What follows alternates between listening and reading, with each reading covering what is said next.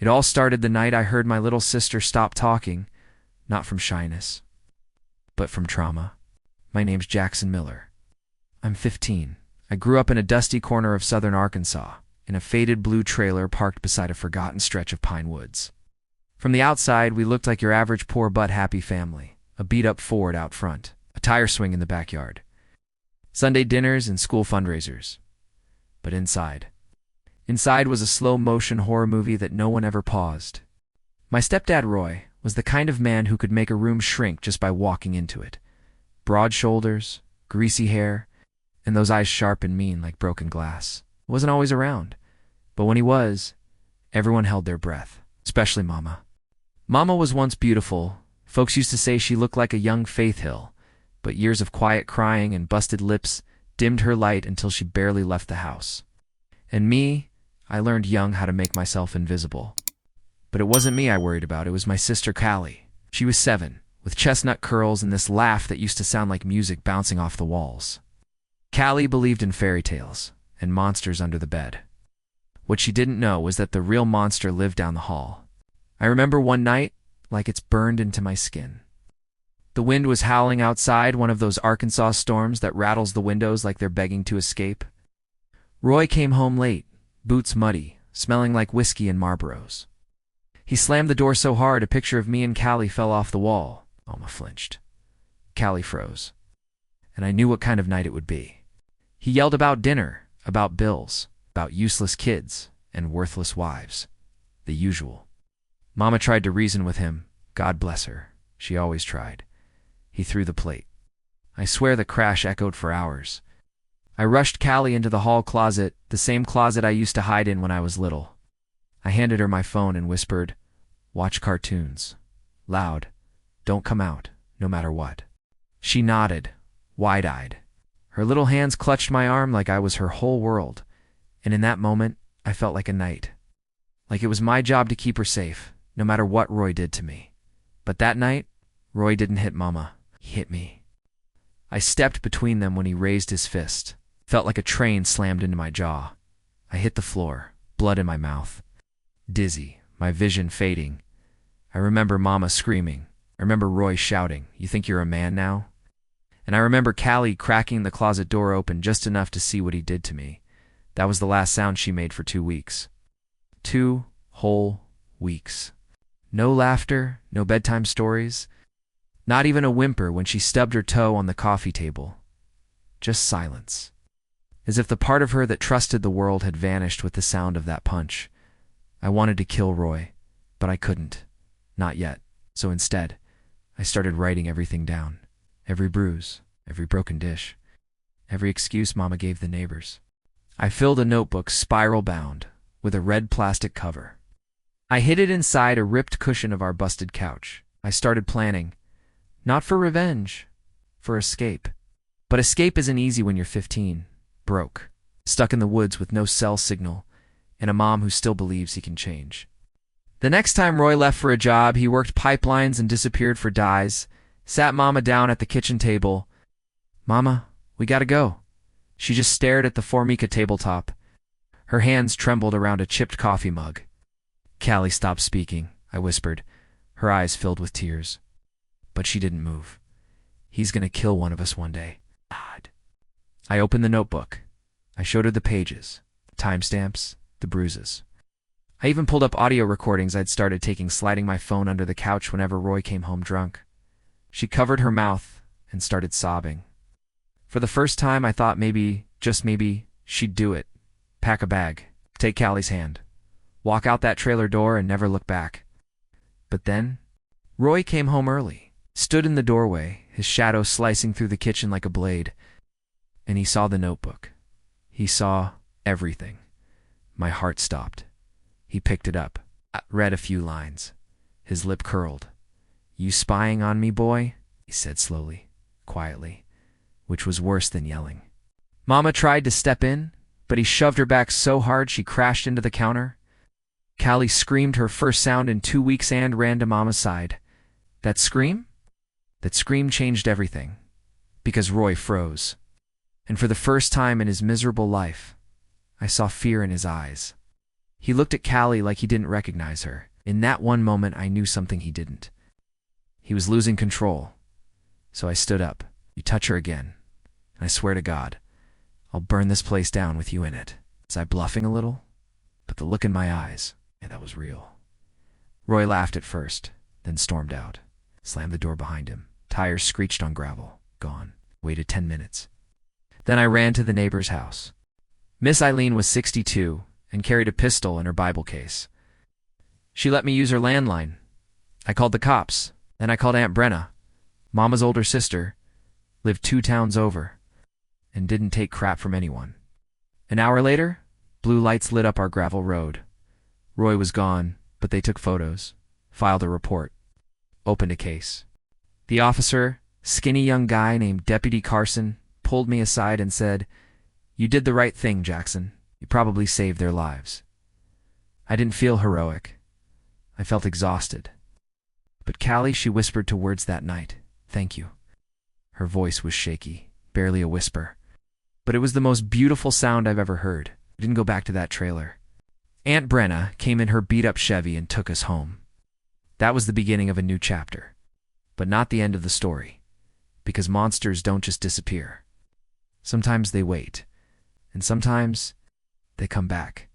Aunt Brenna's house was nothing fancy. A narrow 2-story fixer-upper tucked between a church and a closed-down bait shop in El Dorado, Arkansas.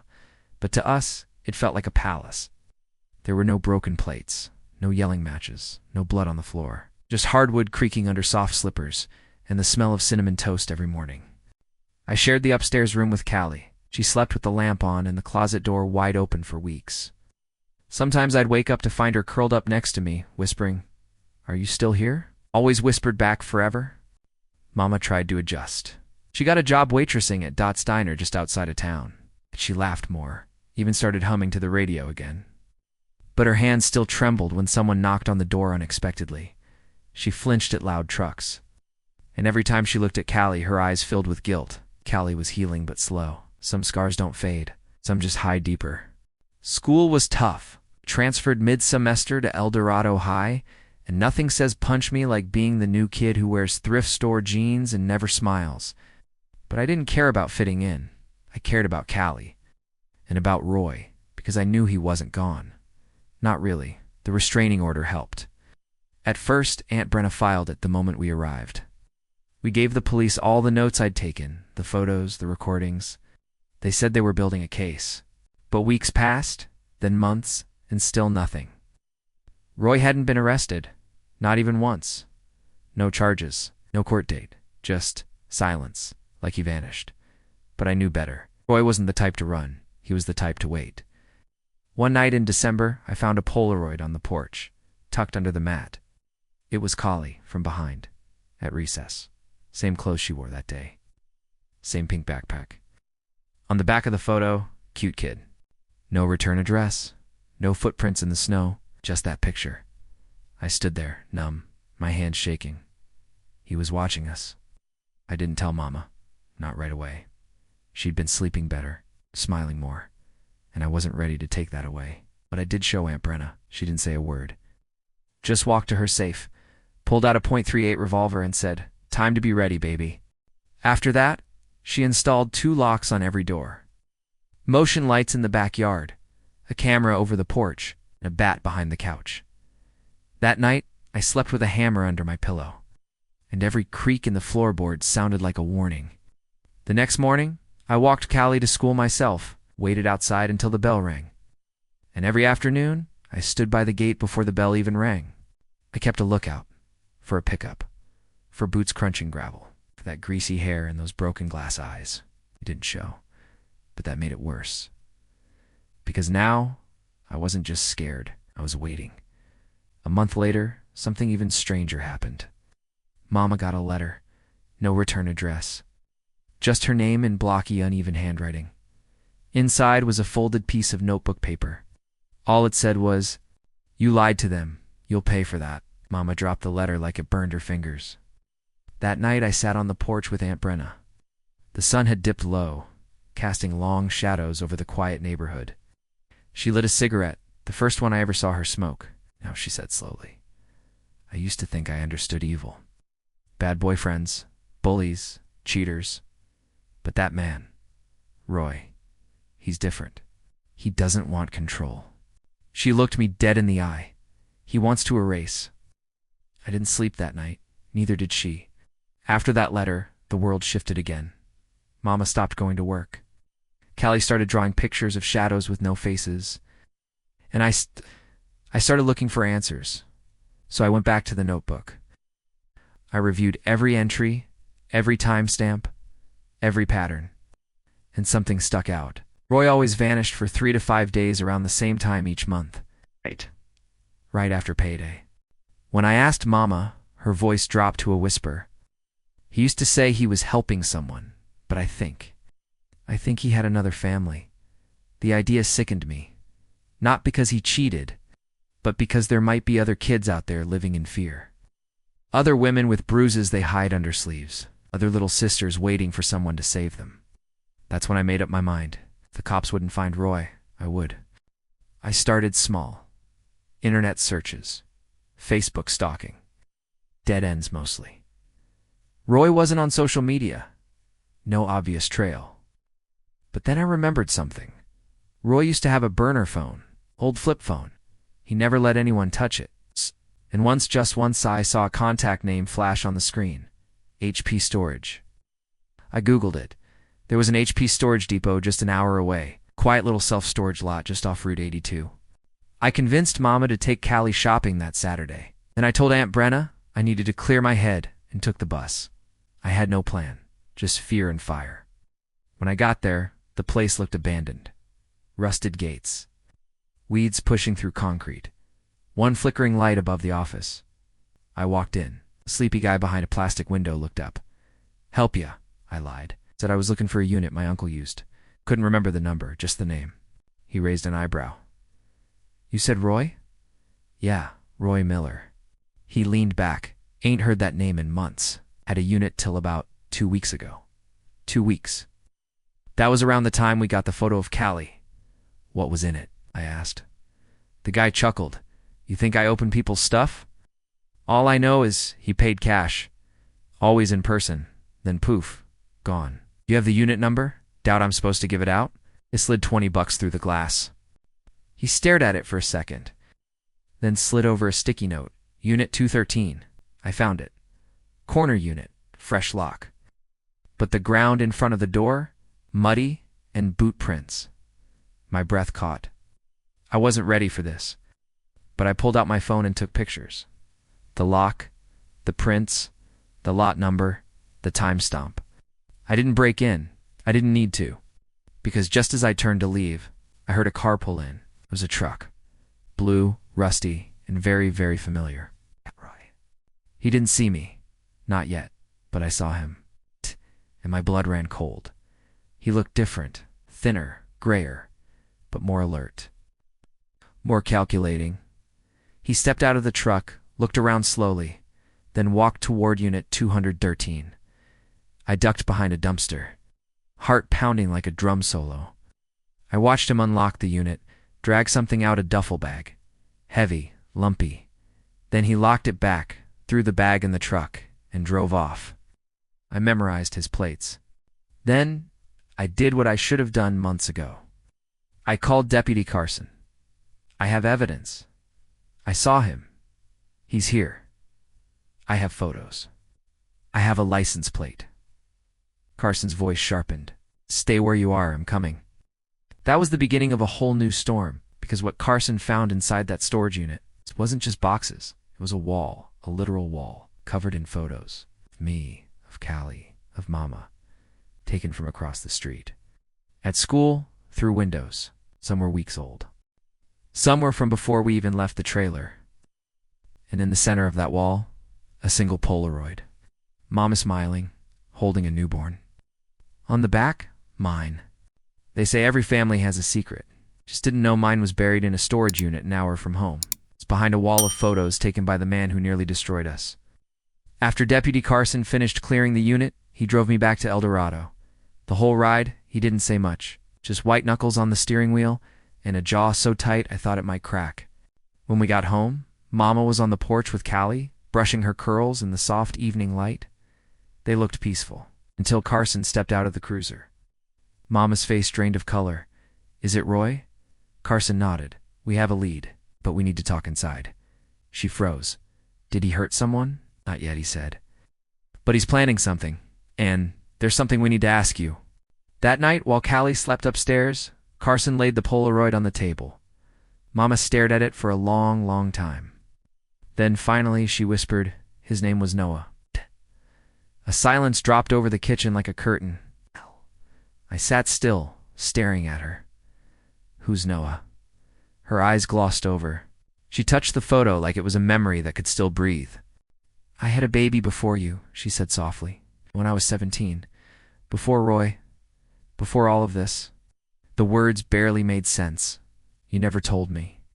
"I couldn't," she said, her voice cracking. "My parents, they made me give him up. Said I wasn't ready. Said he'd ruin my life. He was adopted through a closed agency.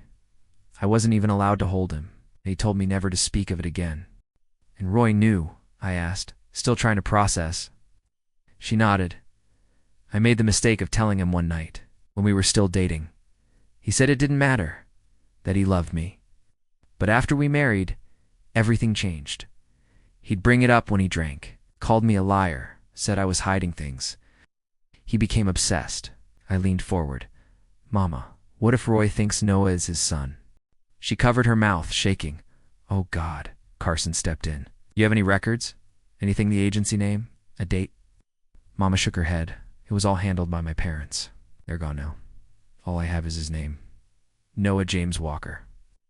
Born September 14th, 2001, in Little Rock." Carson jotted it down. "Well, look. But I'm going to be honest.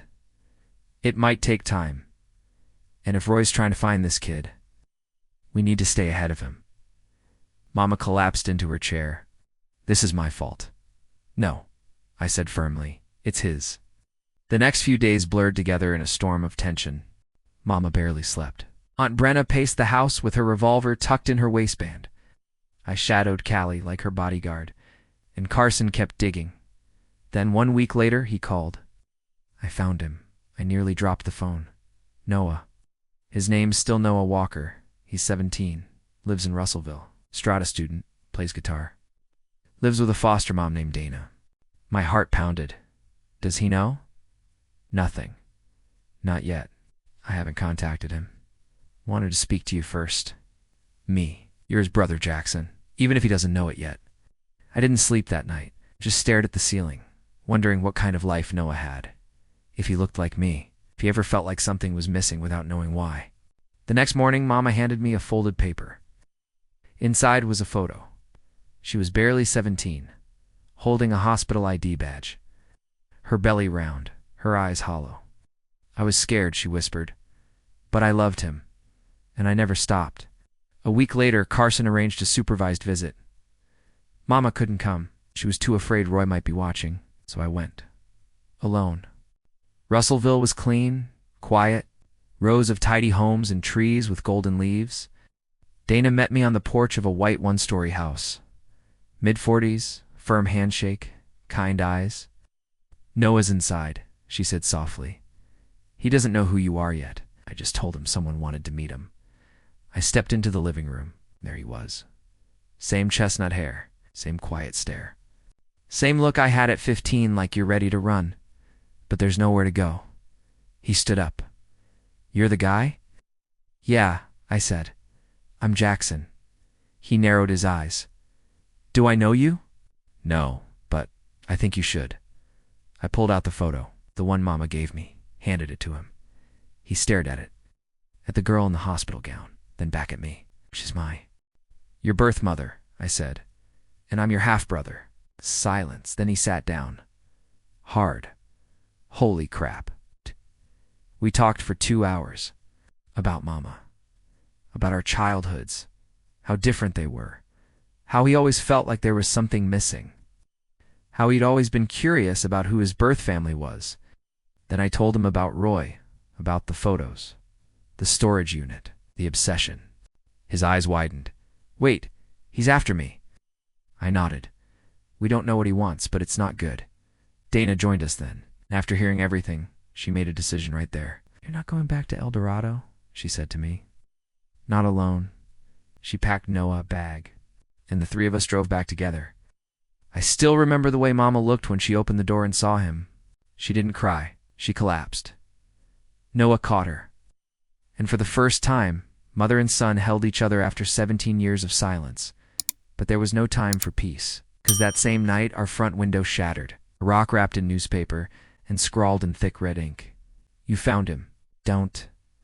But I'll take him back."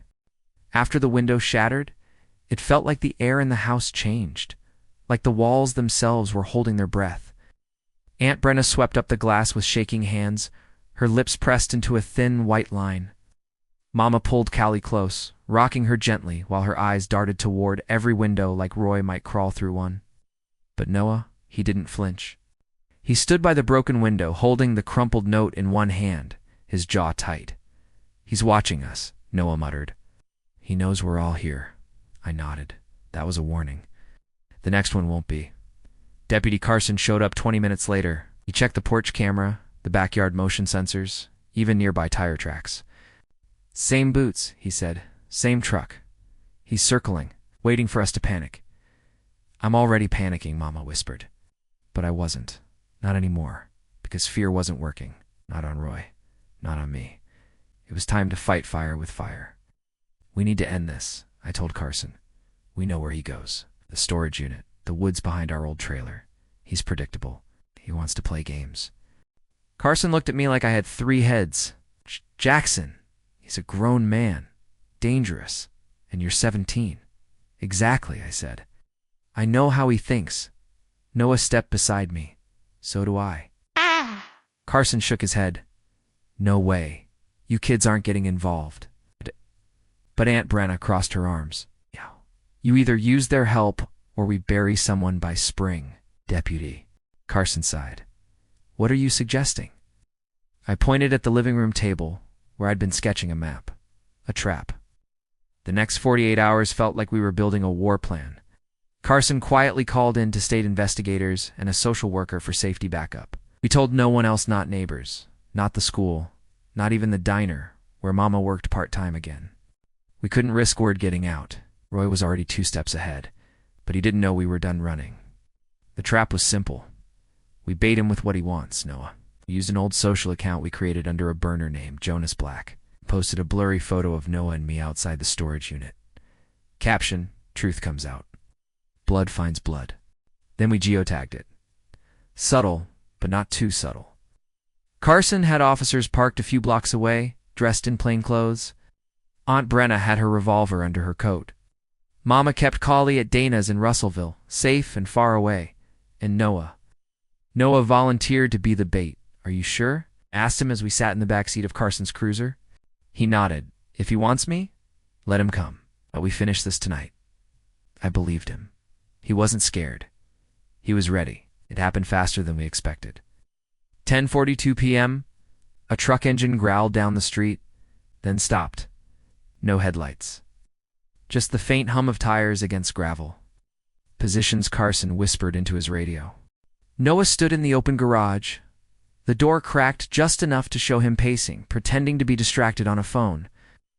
I crouched inside the dark kitchen, a bat in my hand, heart pounding. I didn't know what scared me more, Roy showing up. Or him not showing up, but he did, because monsters love attention. A figure emerged from the trees. He wore a black hoodie, moved slow, controlled. Then he stepped fully into the light. Roy. His hair was longer, grayer, his beard unkempt, but the eyes. His broken glass eyes hadn't changed. He moved toward the garage, closer, closer. Then he stopped. He smiled, that twisted smirk like he'd already won. "Hello, Noah," he called out, his voice dry and cold. "You look just like her." Noah didn't flinch. "Back off." Roy tilted his head. "I never wanted to hurt you. You're mine. You hear me? Mine." Carson gave the signal. Officers moved in quiet and quick. But Roy saw them and bolted. He sprinted toward the trees, ducking behind the old dog kennel, hopping fences like he'd rehearsed it, leapt out the side door. "He's heading east." Carson chased with one officer. I chased too. I had to be the one to catch him. Roy darted through the woods behind our old school where the trails grew tight and dark. My lungs burned. Branches slapped my face. I tripped once, got up, kept going. Then I saw him, cornered. He reached for something in his coat. "Drop it!" Carson shouted, but he didn't. I saw the glint of metal. Carson fired. The gunshot echoed so loud it cracked the sky. Roy dropped. Silence fell. Then Carson yelled, "He's alive, but he's hit." I stood frozen, watching the monster twitch in the dirt like a dying snake, and I didn't feel fear or anger. I felt relief. The hospital kept Roy under watch for 3 days. He survived. Just a shoulder wound. Not enough to stop him permanently, but enough to hold him. This time, the charges stuck. Kidnapping intent, harassment, violation of a protection order, unlawful surveillance. And because of everything we documented, every photo, every note, every printout, we had him. He wasn't getting out. No plea deals, no second chances. Roy Miller was going away for a long time, but the day they took him into custody, he turned to me, smiling through bloodied lips, and said, "You can lock me up, Jackson, but you'll never get her back." I didn't understand it, not then, but a week later, everything exploded. The morning Roy was officially transferred to county lockup, our house felt like a war zone after the smoke cleared. Quiet, still suspiciously peaceful. Mama tried to cook breakfast like nothing had happened. Scrambled eggs, toast, too much salt. Noah sat at the table, spinning his fork. I watched him carefully. Something about him felt off. He hadn't said a word since Roy's arrest. Not about what Roy said when he was cuffed. Not about the nightmare we all just lived through. Then he stood up, mid-meal, and said, "I'm going for a walk." "Where to?" I asked. "Nowhere," he mumbled, grabbing his hoodie. He didn't come back that night. Or the next. We called everyone. Dana, his school, Carson, even hospitals. Nothing. Noah had vanished. It was like he never existed.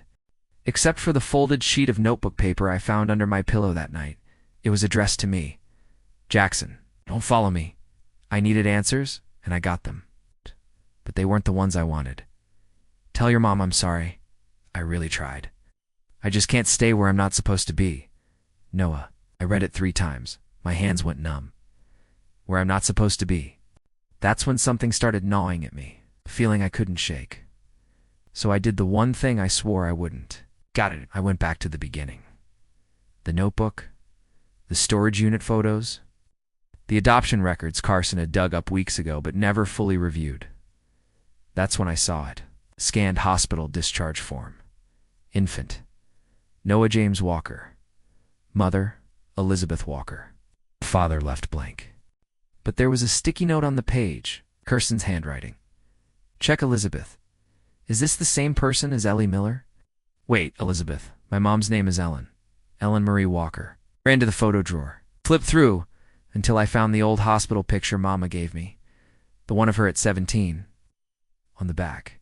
Written in faded ink, Elizabeth. My breath caught. I ran to Mama's room. She was folding laundry like it was just another Tuesday. I held up the photo. "Tell me the truth." Now, she stared at it, confused. "I already told you he's my son. Born when I was 17. Parents made me give him up. But your name on the record says Elizabeth, not Ellen. You never mentioned that." She hesitated, just for a second. Then said, "Elizabeth is my birth name. Ellen is what I started going by after. After I gave him up. It helped me forget." "You changed your name to forget him?" I said, voice cracking. "No," she said quietly. "To forget what I did." "What did you do, Mom?" Her eyes welled up. And that's when she dropped the bomb I never saw coming. Noah wasn't Roy's. I blinked. "I know that." "No," she cut in. "I don't mean biologically. I mean, he wasn't Roy's problem." She sat down slowly, like her knees might buckle. "I lied to Roy," she said, "when I told him I had a son. I didn't tell him he'd been legally adopted. I told him the baby had died." Silence. "He was drunk that night. We were fighting. I said it without thinking. I just wanted to hurt him, to get a reaction. But when I told him my baby died in the hospital, something changed in him." "Changed how?" "He went quiet, still, like I'd cut out his heart. He never asked about the baby again. But he drank harder after that. He started blaming me for every little thing. She covered her mouth. Oh my God. Jackson. I think he thought that Noah was his. I think he thought I killed his son. The room spun. All this time. We thought Roy wanted Noah because he believed Noah was his. But it wasn't about that. It was revenge. He believed she'd taken his child. And when Noah showed up alive, everything Roy thought he knew shattered. Noah found out the truth. And that's why he left. To protect us. I collapsed into a chair. I need to find him. Jackson? No. No more hiding. No more lies. He's my brother. And he's out there. Mama nodded slowly, like she knew there was no stopping me. So I retraced Noah's steps. I went to Dana's, then to the hill behind our old trailer. Then, I remembered something Noah said after we first met. I like places that feel quiet even when you're screaming inside. And suddenly, I knew exactly where to go. Pinot View. It was a tiny, crumbling overlook halfway up the mountains outside town. Used to be a picnic spot back in the 80s, but now just rocks, wind, and the sound of your own thoughts. I borrowed Aunt Brenna's truck and drove up at sunset. And there he was, sitting on the edge. Hoodie up, guitar in his lap, like he'd been waiting. He didn't look surprised to see me. Thought I told you not to follow me, he said softly. Sat beside him. You're lucky I never listen. Silence. Ah! Then he said, I found my file. I looked at him. My adoption file. Dana had it in her drawer. Birth mother. Elizabeth Walker. What? But no father listed. I nodded. She didn't lie, he continued. But she didn't tell the truth either. I let the silence stretch. Finally, he said, I thought I knew who I was. Now I'm not sure. You're Noah Walker, I said. You're a good guy. You're my brother. And Roy? I took a deep breath. He never deserved to have you, not even in his imagination. Noah smiled. Just a little. We sat there until the stars came out. For the first time in weeks, I felt like something was healing. But deep down I knew. The final chapter hadn't been written yet, because Roy was behind bars. But not done, and Mama. She still had one more secret to share. Roy may have been in prison, but monsters don't need open doors to hurt people. Sometimes they only need a pen. 3 weeks after Noah returned home, a package arrived. No return address. Just one word written in thick, slanted handwriting. Miller. Mama opened it. Inside was a manila envelope, stuffed with yellowed paper. Letters. All written in Roy's handwriting, addressed to Noah. Dozens of them, dated back over the past 7 years. My throat tightened as I flipped through them. Some were nothing more than rambling. Others were disturbingly sweet. Your mother lied to me, Noah. I think about you every day. You are mine. You are mine, no matter what they say. One day you'll come looking. When you do, I'll be ready. And the final letter, dated just 3 days before he was shot, was the worst of all. I'll make them pay for hiding you. First your brother, then your mother, then the girl. Then you'll come to me. You'll have no one left. Finally, we'll be a family again. Mama dropped the letter like it was on fire. We all sat frozen around the kitchen table. Even now, with bars and steel walls separating us, Roy had found a way to get inside our home again, to infect it. But Noah didn't flinch. He stood up, took the letters, and walked outside. I followed. Found him standing under the old oak in the backyard. The moonlight made his face glow silver. He held up the letters and lit them on fire. One by one, the pages curled and turned to ash, drifting into the wind like a ghost finally leaving. When he turned to me, his voice was steady. He doesn't get to write my story. And in that moment, I knew Noah wasn't just healing, he was freeing himself. The months that followed felt like spring after a long, brutal winter. Mama started therapy. She opened up about the baby she lost, the lies she told, the abuse she endured. She stopped whispering about the past and started speaking like she wanted a future. Callie bloomed, laughed more, slept through the night. She still drew shadows sometimes, but now she added stars too. Aunt Brenna joined a volunteer watch group. Armed women with pepper spray, walkie-talkies, and zero patience for abusers. Deputy Carson was promoted to sergeant. He kept stopping by to check on us and, yeah, Mama always made sure her hair was brushed when he did. As for Noah and me, we started a podcast. We called it Silent Rooms. We talked about trauma, about surviving violent homes, about what it means to reclaim your voice. It turns out a lot of people needed to hear it. Turns out we weren't alone. And then came the day we never saw coming. A phone call. From the prison, Roy was dead. Stroke. Infirmary. No visitors. No funeral. No goodbyes. Just gone. I wish I could say I felt something. Relief, anger, peace. But I felt nothing. It wasn't until a week later when I found Callie playing in the yard, laughing as she tried to catch butterflies, that I realized the truth. Roy didn't win. He didn't get to erase us. He didn't get to write the ending. We did. Mama planted a garden where our old mailbox used to be. She said it helped her grow things where the pain used to live. Noah got accepted into college. Music scholarship. He left in August with a tearful goodbye, a worn-out guitar, and a heart stitched together with hope. And me? I'm still here, still writing, still fighting. Because someone has to speak for the kids who can't. Someone has to tell the truth. Not just to the world, but to themselves. And maybe that someone is you. Yeah, you watching this? What would you have done if your monster came home every night wearing your last name? Would you run? Would you hide? Or would you fight back, even if it cost you everything? Oh. Tell me in the comments.